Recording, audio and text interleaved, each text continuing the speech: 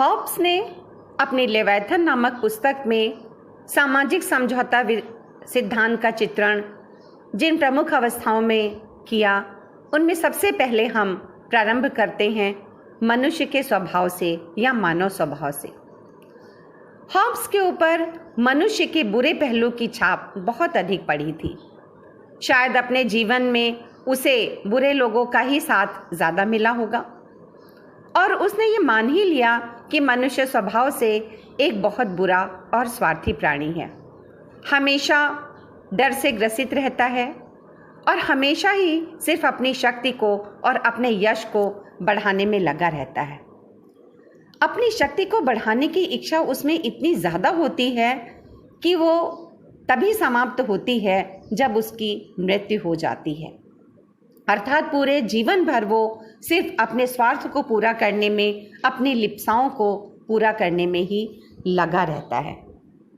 साथ ही हॉब्स ने एक और महत्वपूर्ण तथ्य ये बताया कि सभी व्यक्ति अपनी मानसिक और शारीरिक शक्तियों में लगभग बराबर ही हैं, कोई किसी से कम नहीं। तो जाहिर सी बात है कि इस तरह के मनुष्य जो शक्तियों में लगभग बराबर ही हैं, कोई किसी से कम नहीं है और साथ ही साथ वे स्वार्थी प्राणी हैं, तो फिर कल्पना कर लीजिए कि वो प्राकृतिक अवस्था कैसी रही होगी जिसमें वो रहते थे। कोई बहुत अच्छी नहीं। तो मानव स्वभाव का जो चित्रण है हॉब्स का, वो हमें अब आगे ले जाता है उसकी प्राकृतिक अवस्था की ओर, जो कि शायद अराजकता का ही दूसरा नाम है। अब इस अवस्था में सभी व्यक्ति केवल अपनी इच्छाओं को पूरा करना चाहते हैं, तो स्वाभाविक है कि उनमें संघर्ष होता रहता होगा, हर वक्त लड़ाई झगड़ा रहता होगा।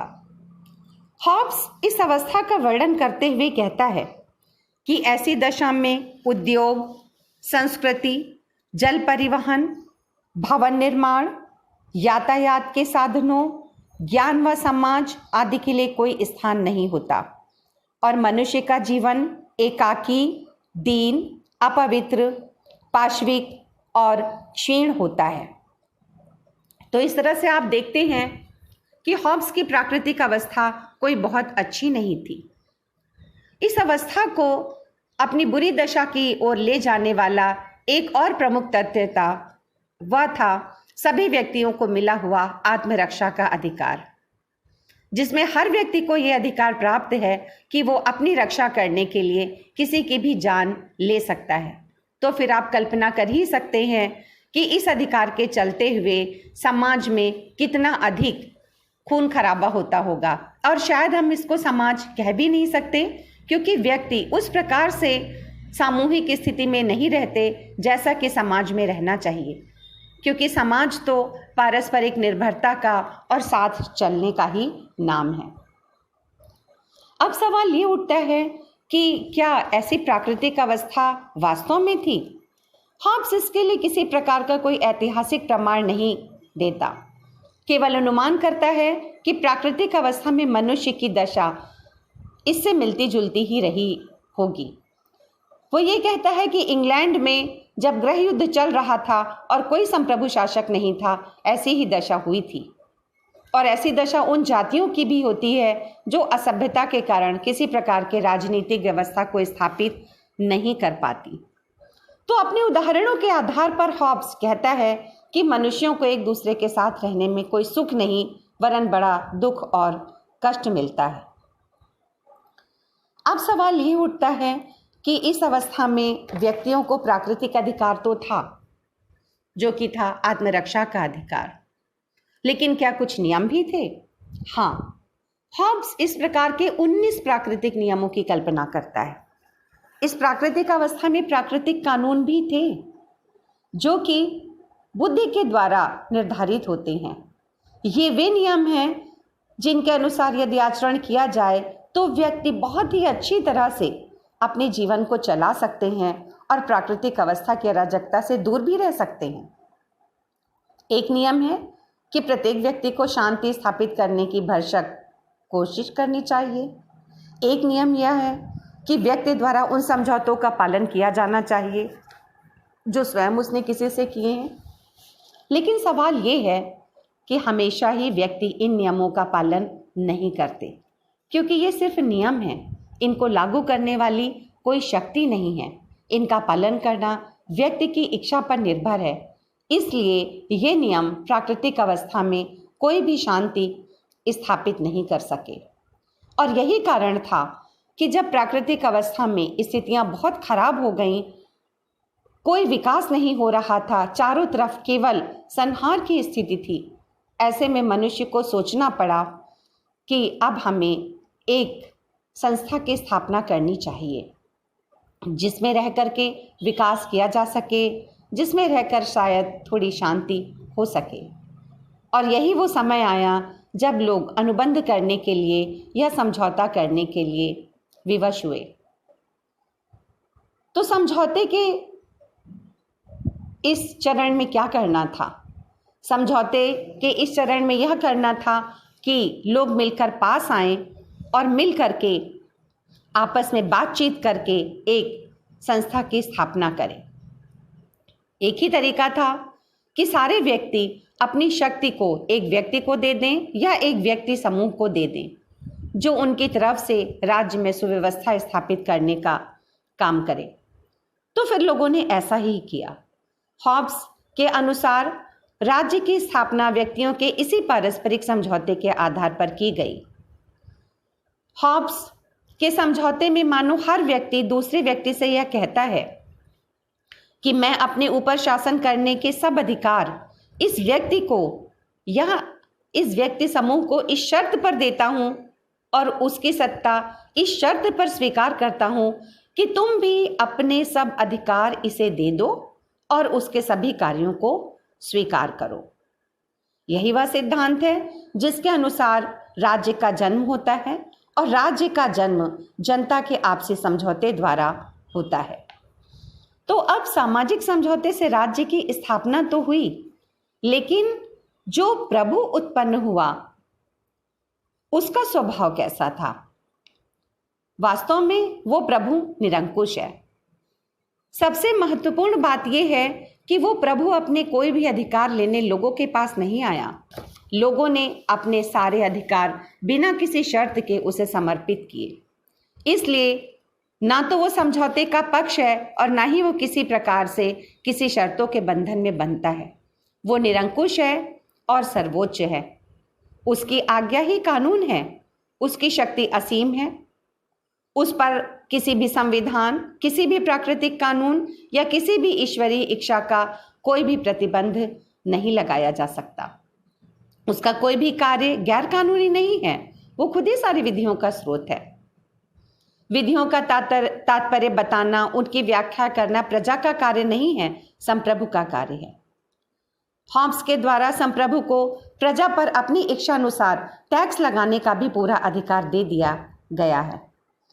इस तरह से प्रजा का अल्पमत समुदाय संप्रभु के आदेशों की अवहेलना नहीं कर सकता, और यदि कोई समुदाय ऐसा करता है तो संप्रभु को इस बात का पूरा अधिकार है कि वह अपने विरोधी समुदाय को कोई भी सजा दे। तो इस प्रकार हम देखते हैं कि हॉब्स ने निरंकुश संप्रभुता का वर्णन किया। हॉब्स के काफ़ी पहले बोधा ने संप्रभुता की परिभाषा की थी, जहां वो कहते हैं कि संप्रभुता नागरिकों और प्रजाजनों पर वह शक्ति है, सर्वोच्च शक्ति, जो स्वयं विधि के द्वारा भी मर्यादित नहीं होती है। लेकिन साथ ही साथ उन्होंने अपनी संप्रभुता को कुछ सीमाओं में रखा था। कुछ दैवीय कानून के बंधन थे, कुछ प्राकृतिक कानूनों, संवैधानिक कानूनों के बंधन थे, और प्रजा का संपत्ति का अधिकार था। ये सब मिलकर राज्य पर कुछ सीमाएं लगाते थे। लेकिन हॉब्स के समझौते में संप्रभु इस प्रकार की किसी भी सीमाओं से बंधा नहीं है। तो निष्कर्ष रूप में हम कह सकते हैं कि हॉब्स के सामाजिक समझौता सिद्धांत के अनुसार राज्य की स्थापना का एकमात्र कारण व्यक्ति की सुरक्षा के लिए राज्य का अनिवार्य होना है। राज्य ना तो मनुष्य के आंतरिक सामाजिक स्वभाव की अभिव्यक्ति है, यह स्वाभाविक विकास का परिणाम भी नहीं है। यह तो एक विशेष जरूरत को पूरा करने के लिए खुद व्यक्तियों द्वारा बनाया गया एक साधन है। तो इस प्रकार से अगर देखें तो हॉब्स के सिद्धांत में राजशक्ति के प्रति कोई स्वाभाविक सम्मान नहीं है। क्लैरेंडन भी कहते हैं कि इस प्रकार की युक्तियों से राजतंत्र का समर्थन करने वाला हॉब्स यदि उत्पन्न ही ना होता तो अच्छा था। ऐसा क्यों कहा क्लैरेंडन ने? क्योंकि हॉब्स के इस तरह के सिद्धांत में तो फिर व्यक्तियों के किसी भी अधिकार की कोई मान्यता नहीं है। हॉब्स का सिद्धांत एक निरंकुश राज्य का है और हॉब्स अपने सामाजिक अनुबंध के आधार पर निरंकुश राजतंत्र का समर्थन करता है जिसमें राजा के अधिकार असीमित हैं। अब अगर हम देखें कि हॉब्स के इस तरह के सिद्धांत में कमियां क्या हैं, आलोचना करते हुए कहा जाता है कि हॉब्स ने जो मानव स्वभाव के बारे में कहा वो बिल्कुल एकांगी धारणा है। मनुष्य सिर्फ स्वार्थी और भयग्रस्त प्राणी नहीं होता, उसमें कुछ अच्छाइयाँ भी होती हैं। कुछ विद्वानों ने प्राकृतिक अवस्था की आलोचना करते हुए कहा कि इस प्रकार की प्राकृतिक अवस्था का कहीं पर कोई ऐतिहासिक उदाहरण नहीं मिलता। राज्य के बारे में भी अनेक आलोचनाएं करते हुए कहा गया कि राज्य एक निषेधात्मक राज्य है, यहाँ पर व्यक्ति के विकास के लिए कोई भी स्थान नहीं है, यह राज्य की सकारात्मक धारणा नहीं है। इस तरह से हॉब्स की अनेक आलोचनाएं की गई। तो फिर सवाल ये है कि हॉब्स के इस सिद्धांत का महत्व क्या है? सबसे अधिक महत्व सिर्फ इस बात का है कि हॉब्स ने यह बताया कि राज्य कोई दैवीय संस्था नहीं है, उसे ईश्वर ने नहीं बनाया। वास्तव में राज्य की रचना मनुष्य की सहमति के आधार पर होती है, उस जनता की सहमति के आधार पर जिसके ऊपर शासक को शासन करने का अधिकार मिलता है। वास्तव में राज्य के कुछ उद्देश्य होने चाहिए, राज्य का कोई लक्ष्य होना चाहिए। आगे चलकर इन्हीं विचारों ने जन कल्याणकारी राज्य को भी जन्म दिया। वैसे तो हॉब्स ने अपने सिद्धांत से एक निरंकुश राज्य को जन्म दिया, लेकिन धीरे धीरे समय के साथ साथ जब कुछ और बातें आगे बढ़ीं तो ये माना गया कि राज्य को व्यक्तियों के लिए अनेक प्रकार के कार्य करनी चाहिए। इस तरह से हॉब्स के विचारों में उपयोगितावाद के समर्थन की झलक भी मिलती है। हॉब्स की दृष्टि में राज्य के अस्तित्व का बहुत बड़ा कारण उसकी उपयोगिता है। आगे चल कर के व्यक्तिवाद को भी इस सिद्धांत ने थोड़ा बहुत समर्थन किया, क्योंकि यह व्यक्ति के हित को सर्वोपरि मानता है और उसके अनुसार व्यक्तियों के हितों का योग ही सामाजिक हित है। तो इस प्रकार से हॉब्स के सिद्धांत का अपना महत्व है।